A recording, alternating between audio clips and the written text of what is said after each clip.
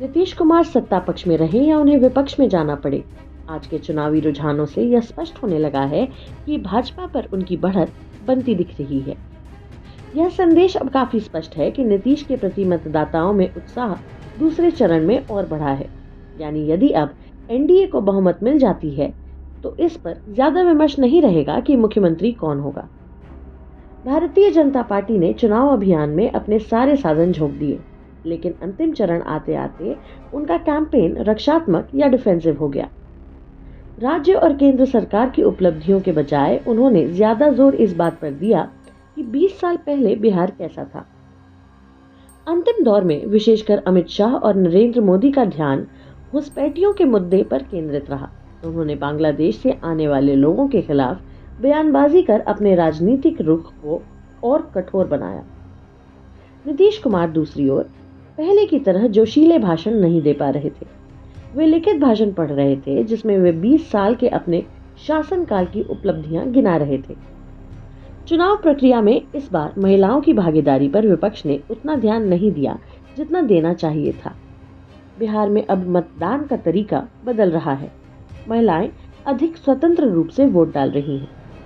चुनाव आयोग ने पहले चरण के मतदान में महिलाओं की प्रतिशत की जानकारी जारी नहीं की है, लेकिन दूसरे चरण में कैमरा महिला मतदाताओं की लंबी कतारों पर टिके रहे।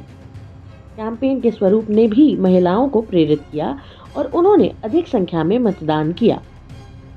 दोनों चरणों के चुनाव खत्म होने के बाद ही चुनाव आयोग ने यह आंकड़ा जाहिर किया है कि इस विधानसभा आम चुनाव में पुरुषों के मुकाबले महिलाओं का मतदान 9% ज्यादा हुआ। 2005 से महिला और पुरुष मतदान बराबर हुआ और फिर महिलाओं का मतदान प्रतिशत बढ़ने लगा। पुरुष दूसरे राज्यों में माइग्रेट कर जाते हैं, परंतु महिला मतदान का प्रतिशत ज्यादा होने की वजह सिर्फ यही नहीं है, बल्कि बिहार में सरकार ने नीतियों में महिलाओं के कुछ प्रमुख मांगों को और पढ़ाई लिखाई में लड़कियों को प्राथमिकता दी है। इस चुनाव में महिलाओं का मतदान पहले से भी ज्यादा पुरुषों के मुकाबले 9% ज्यादा हुआ। दोपहर में नीतीश कुमार का घर से निकलकर पृथ्वी चंद्र पटेल मार्ग स्थित पार्टी कार्यालय पहुंचना और वॉर रूम में बैठकर समीक्षा करना ध्यान देने योग्य बात थी। नीतीश ने भाजपा के साथ अपने रिश्तों में किसी तरह की दरार के संकेत को किनारे रखा, लेकिन वे इस बात को लेकर आश्वस्त थे कि अगली सरकार बनाने में उनकी भूमिका निर्णायक होगी।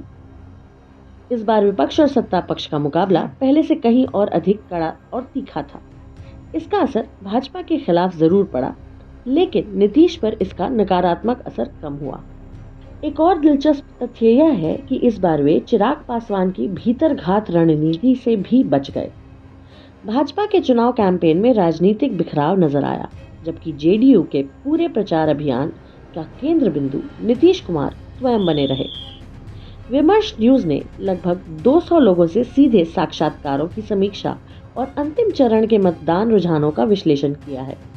नतीजा चाहे जो हो, अगर नीतीश कुमार सत्ता पक्ष में न भी रहें तो भी वे बिहार की संसदीय राजनीति में एजेंडा सेट करने वाले सबसे प्रभावशाली नेता बने रहेंगे। उनकी कमजोर सेहत के बावजूद यह कहना गलत नहीं होगा कि चुनाव परिणामों के बाद भी बिहार की राजनीति में नीतीश कुमार की हैसियत कायम रहेगी।